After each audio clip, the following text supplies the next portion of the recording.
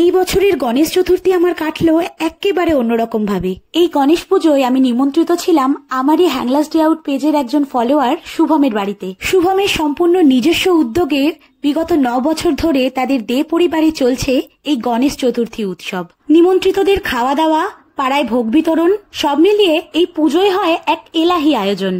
প্রায় 500 লোকের জন্য ভোগ রান্না হয় প্রায় সারাদিন ধরে। সাধারণত বাড়ির পুজো হলেও সকলের ভালোবাসায় এবং ভগবানের আশীর্বাদে এই পুজো এখন হয়ে উঠেছে সার্বজনীন।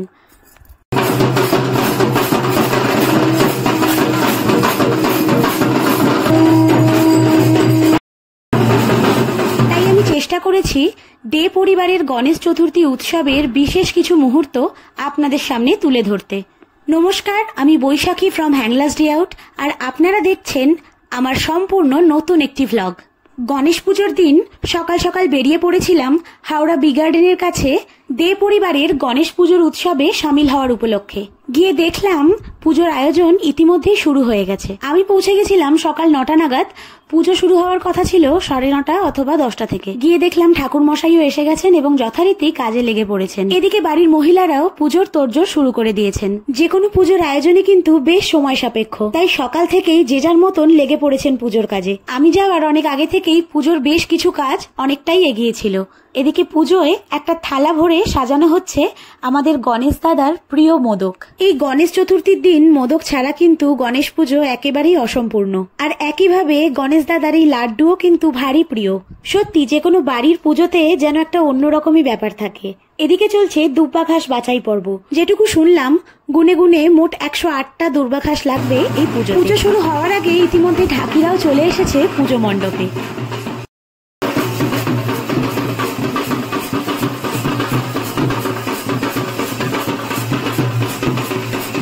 পুজোর তোড়জোড় তো চলছেই, এবার রান্নার দিক থেকে চলুন একটু ঘুরে আসা যাক।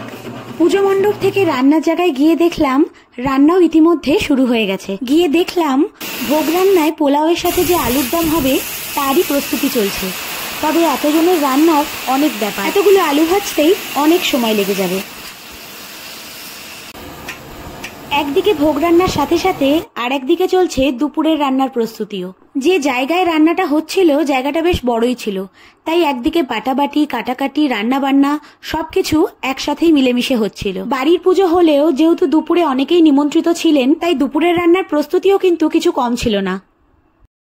একদিকে পুজো শুরু হয়ে গেছে আর একদিকে ভোগের রান্নাও কিন্তু জোর কদমে চলছে। চলুন আবার পুজো মণ্ডপে যাওয়া যাক। গিয়ে দেখলাম পুজোর জোগাড় প্রায় শেষ এবং ঠাকুরমশাইও পুজোয় বসে গেছেন। এবার পুজোর কাজে যা যা লাগে বাড়ির বড়রা ছোটরা সবাই মিলে হাতে হাতে ঠাকুরমশাইয়ের যোগান দিচ্ছেন। শুধু বাড়িরই বা কেন বলছি, আগেই বলেছি এই পুজোটা কিন্তু শুধুমাত্র আর বাড়ির পুজো নেই, এটা এখন সর্বজনীন পুজো।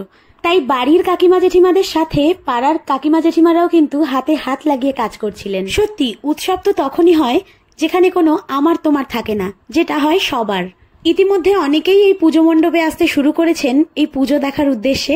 অনেকে আবার মিষ্টি, লাড্ডু ইত্যাদি দিয়ে পুজোও দিচ্ছেন। আমিও পুজো দিলাম আমার ছেলের নামে। এর আগে বহুবার গণেশ পুজোতে গেলেও প্রথম থেকে থাকার সেভাবে কোনো অভিজ্ঞতা ছিল না, তবে এইবার বাড়ির একটা পুজোয় থাকতে পেরে সত্যি দারুণ এক অভিজ্ঞতা হলো আমার। আর তার জন্য ধন্যবাদ জানাই শুভমকে।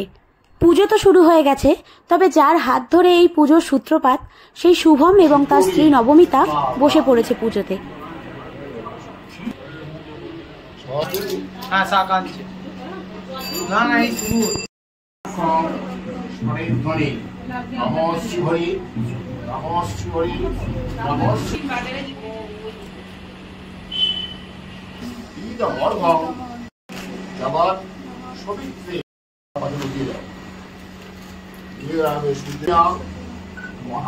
এরপর শুরু হলো ঠাকুরের চক্ষুদান পর্ব।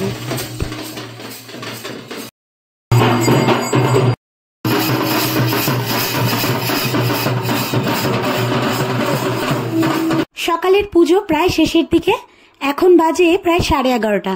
এবার আমায় বাড়ি ফিরতে হবে, আবার আসবো বিকেলের দিকে বা সন্ধ্যের দিকে। সন্ধ্যেবেলা এসে আপনাদের দেখাবো এখানকার আলোকসজ্জা, ভোগ বিতরণ, খাওয়া দাওয়া পর্ব এবং সন্ধ্যারতি। সন্ধ্যেবেলা রয়েছে আরো বিশেষ চমক। চলুন তাহলে আবার সন্ধ্যেবেলা দেখা হচ্ছে। সন্ধেবেলা আমি পৌঁছে গেছিলাম প্রায় 6:30 নাগাদ। গিয়ে দেখলাম নানা রঙের আলোতে সেজে উঠেছে পুজো মণ্ডপ।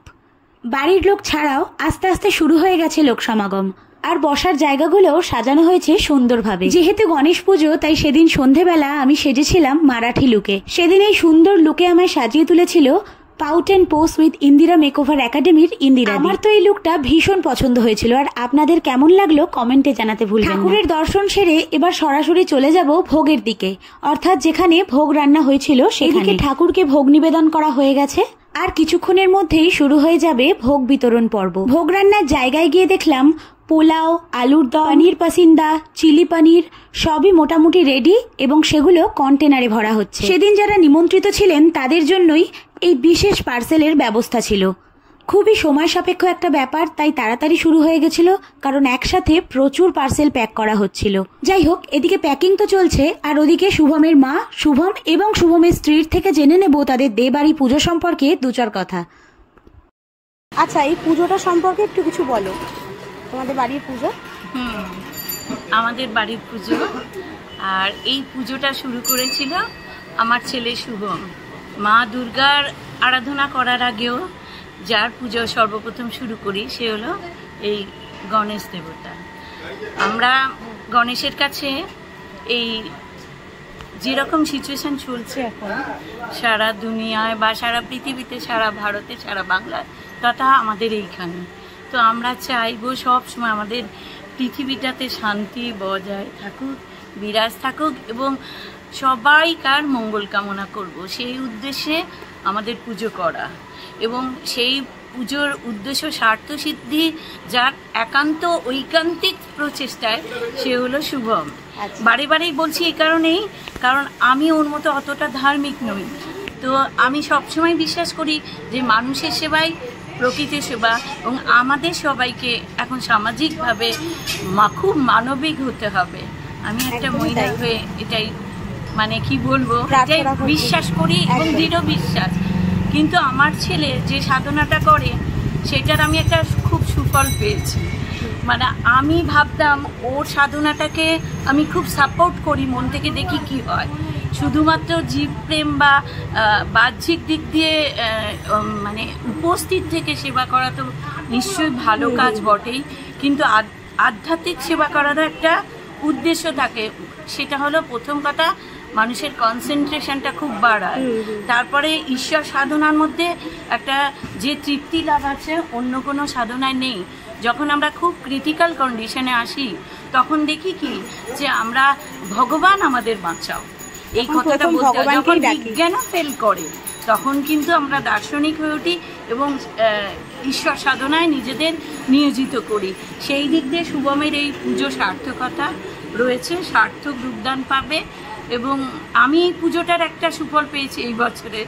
আমি খুবই ইনজিওর্ড হয়ে গেছি মাসখানেক, তো আমার একদম ডাক্তারবাবু বলে দিয়েছিলেন যে এটা ওটি করতেই হবে। তখন ভাবলাম আর তো গণেশ পুজোর 1 মাস বাকি, তো দেখি শুভমের গণেশ ঠাকুর আমার এইটা ওটিটা রুখতে পারে কিনা।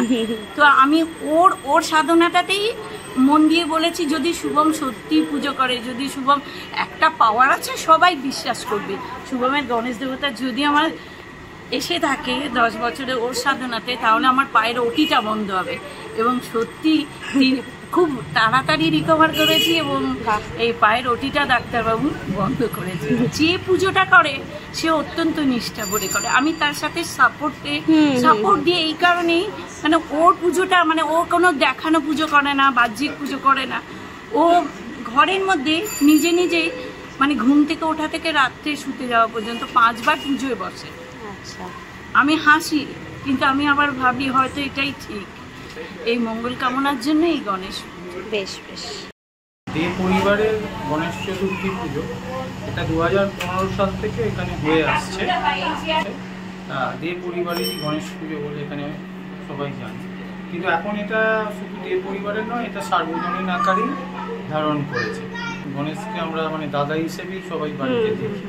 যেমন আমার রাখি পূর্ণিমার দিন আগে গণেশ দাদা রাখি পরে, তারপরে আমাদের হয় তেমনি ভাইফোঁটাও আগে দাদাকে ভাইফোঁটা দেওয়া হয়, তারপরেই আমাদের মানে বাড়ির একদম কাছের সদস্য।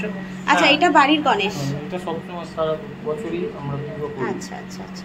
আর চতুর্থীর দিন বিশেষ করে এটা এখন পাড়ার সবাই, পুজোটা আমাদের হলেও এখন এটা সার্বজনীন, সবাই মিলেই করা হয়। তোমাদের তো ভোগ রান্না হয় ঠাকুরের? তো হয়, আর ভোগ ডিস্ট্রিবিউশনও হয়। আচ্ছা। যারা কিছু যারা নিমন্ত্রিত থাকে তারা সবাই। এখন এই পরিস্থিতিতে সর্বত্র একটা শোকের ছায়া রয়েছে, আর সবাই একটা ক্রোধের মধ্যে আমরা রয়েছি।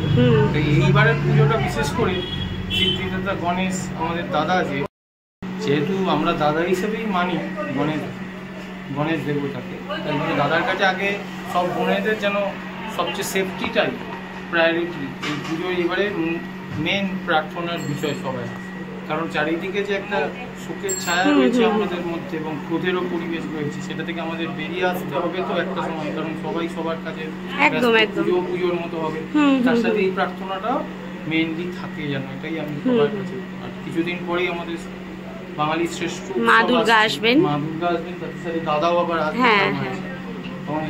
সবাই যেন, সব বোন দিদি যে যেখানেই আছে সবাই যেন সেফটি সিকিউরিটি, এটা একটা প্রায়োরিটি সবসময়।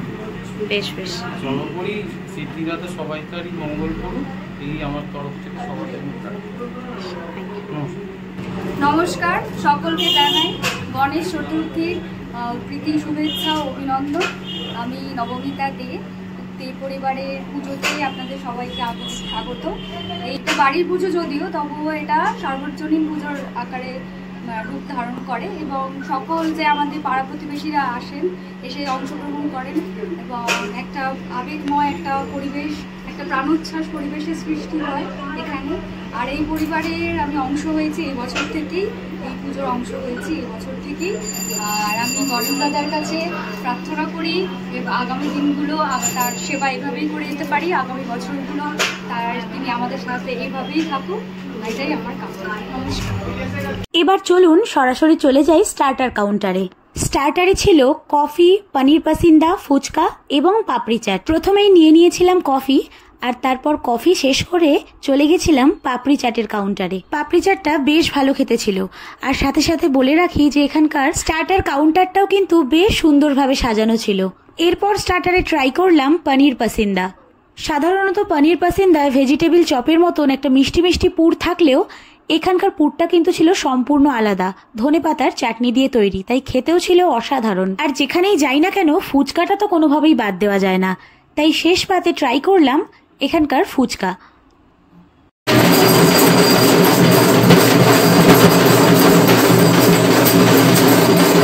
সন্ধ্যা আরতির পরেই আস্তে আস্তে শুরু হয়ে গেল ভোগ বিতরণ পর্ব।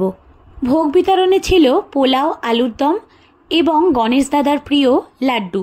কচি কাঁচা থেকে শুরু করে বয়োজ্যেষ্ঠরা দাঁড়িয়েছিলেন এই ভোগ বিতরণের লাইনে। সত্যি এইসব দেখে এত ভালো লাগছিল। শুভমকে আরো একবার ধন্যবাদ আমাকে এরকম একটা সুন্দর অভিজ্ঞতা দেওয়ার জন্য। এদিকে স্টার্টার খেয়ে পেট আমার মোটামুটি ভর্তি, আর এদিকে যেতে হবে আর এক পুজোর নিমন্ত্রণ বাড়িতে, তাই ভোগ প্রসাদের পার্সেল নিয়ে চলে গেলাম সেখানে। সত্যি এবছরের গণেশ পুজো কিন্তু আমার দারুণ কাটলো, আর এই বিসর্জনের ভিডিওগুলো পাঠিয়েছিল শুভম, সেগুলোই আপনাদের সাথে ভাগ করে নিলাম।